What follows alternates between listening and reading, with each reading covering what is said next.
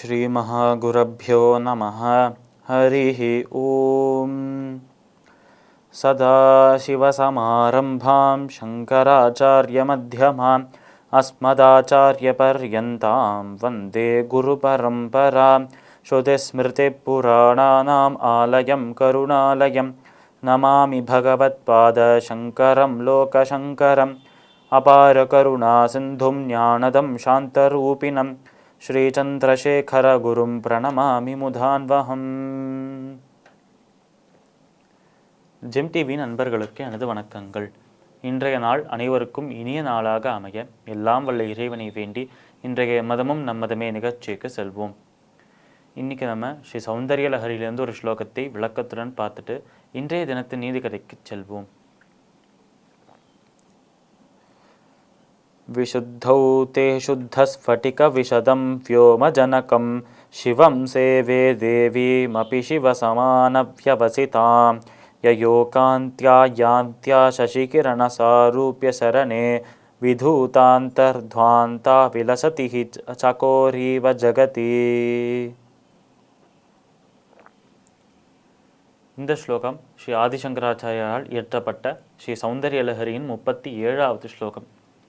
இந்த ஸ்லோகத்தில் முக்கியமாக பிரதானமாக நம்ம பார்க்க போகிற விஷயம், அந்த சிவபெருமானும் அந்த சக்தி நம்ம அம்பாளும் சேர்ந்திருக்கும் அந்த சுரூபத்தில், ரெண்டு பேருமே ஒரே சுரூபத்தில் ஒரே சத்தியமாக ஒரே தத்துவமாக இருக்கும் அந்த சுரூபத்தில் இருக்கும் அவர்களின் அந்த ஒரு பிரகாசத்தை பற்றி சொல்கிறார் நம்மளோட சங்கராச்சாரியார்.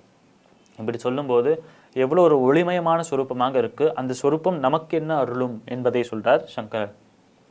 இப்படி சொல்லிட்டு இருக்கும்போது அவர் சொல்கிற அந்த விஷயம், அப்படி அம்பாளும் சிவபெருமானும் சேர்ந்திருக்கும் அந்த சொரூபம், இரண்டு பேருமே ஒரே தத்துவமாக உண்மையாக சத்தியமாக இருக்கும் அந்த சொரூபம் கோடிக்கணக்கான சூரியர்களை சேர்த்தா கூட அவ்வளோ ஒரு பிரகாசம் அவ்வளோ ஒரு ஒளி கிடைக்காது என்று சொல்கிறார் சங்கரர். அப்படி கோடிக்கணக்கான சூரியர்கள் பிரகாசித்தாலும் அந்த ஒரு கோடிக்கணக்கான சூரியர்களின் ஒளியை காட்டிலும் அதிக ஒளி வீசக்கூடிய சுரூபத்தோடு இருக்காம் அது. அப்படி இருக்கும் அந்த ஒரு சுரூபமானது அதை பார்த்தால் இரண்டு விதமான விஷயங்களை நம்மளுக்கு அருளும். முதலாவது, நமக்குள்ளக்கும் அந்த அஞ்ஞானம் என்ற அந்த அறியாமையை விளக்கும். நம்மளுக்கு தெய்வம் என்றால் யாருனே தெரியாது, பக்தி என்றால் என்னன்னே தெரியாது, எப்படி அந்த தெய்வத்தை சென்று அடைவது என்றே தெரியாது. இப்படி எதெல்லாம் தெரியாது என்று சொல்கிறோமோ அது எல்லாமே அறியாமை என்ற ஒரே வார்த்தையில் வந்துடும். ஆனால் தெரியாது என்கிற அந்த வார்த்தைகள் அனைத்தையுமே அறுத்து, அதை தெரியும், எனக்கு அந்த தெய்வம் சக்தி தான், அந்த சிவசக்தி சுரூபத்தோடு இருப்பவர் தான் என்று தெரியும், அந்த தெய்வத்தை அடைவதற்கான வழி பக்தி ஒன்று மட்டுமே என்று தெரியும் என்று இப்படியெல்லாம் எப்போ ஒருவருக்கு அவர் கேள்விகளுக்கெல்லாம் விடை கிடைக்கிறதோ அப்போ அவர் அஞ்ஞானியிலிருந்து ஞானியாக மாறுகிறார், அறியாமையிலிருந்து அறிஞனாக மாறுகிறார் என்று சொல்கிறார் சங்கரர். இது முதலாவது விஷயம். இரண்டாவது விஷயம், நம்முடைய புராணங்களில் சக்கோர பக்ஷி என்ற ஒரு பக்ஷி இருக்குது, ஒரு பறவை இருக்குது. இது குளுமையான அந்த ஒளியை மட்டுமே உண்டு அது உயிர் வாழும் என்று சொல்கிறார். இப்படி நம்ம சிவபெருமானும் சக்தியும் சேர்ந்திருக்கும் போது ஆயிரக்கணக்கான சூரியர்களைப் போல பிரகாசிக்கிறார். அதே நேரத்தில் ஆயிரக்கணக்கான நிலவுகளைப் போல நிலாக்களைப் போல குளுமை ஊட்டக்கூடிய ஒரு சொரூபத்தோடும் இருக்கிறார். அப்படி இருக்கும் அந்த அம்பாலையும் அந்த சிவபெருமானையும் பார்த்து எப்படி அந்த ஒளியை இந்த சக்கோர பட்சியானது சாப்பிட்டு வாழறது என்று சொல்கிறாளோ, அந்த ஒளியை எப்படி சக்கோர பட்சி அனுபவிக்கிறது என்று சொல்கிறாளோ, இவர்களின் சுரூபம் சிவசக்தியின் சுரூபத்தை நம்ம கண்கூடாக பார்த்து மனதுக்குள்ளேருந்து சந்தோஷப்படுகிறோம், ஆனந்தப்படுகிறோம். அப்படி நம்ம மனதுக்குள்ள ஆனந்த லஹரி, அதாவது ஆனந்த அலைகள் நம்ம மனதுக்குள்ள பாய ஆரம்பிக்கும் என்று சொல்றார் நம்ம சங்கராச்சாரியார்.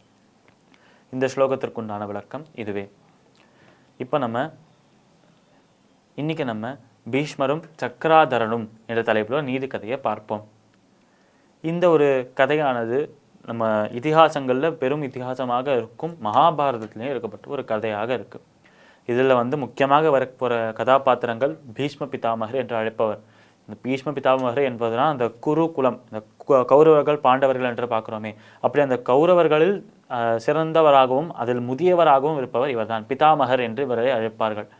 அப்படி இருக்கும் பீஷ்ம பிதாமகரும் அவருக்கு ஒரு போர் மூலமாக அறிமுகப்படுத்தப்பட்ட இந்த சக்கராதரனும், இந்த ரெண்டு பேரோட கதையையும் எப்படி இந்த ரெண்டு பேருமே ஒன்றாக சேர்கிறார். இந்த ரெண்டு கதைகள் தனித்தனியாக, பீஷ்மரின் கதை ஒரு பக்கம் போயின்னு இருக்கு, சக்கராதரனின் கதை ஒரு பக்கம் போயின்னு இருக்கு. இந்த ரெண்டு கதையுமே எந்த இடத்தில் சங்கமிக்கிறது என்பதையும் பார்த்து இந்த நீதி கதையின் நீதி என்ன என்பதையும் நம்ம பார்க்க போகிறோம். இந்த கதை துவங்கிறது எப்போ, பீஷ்ம பிதாமகரின் எந்த ஒரு சமயத்தில், அவர் வாழ்க்கையில் எந்த ஒரு தருணத்திலிருந்து இந்த கதை துவங்கிறது, அந்த சமயத்தில் சக்கராதரன் என்ன செய்து கொண்டிருந்தார், நாளை தினம் பார்க்கலாம்.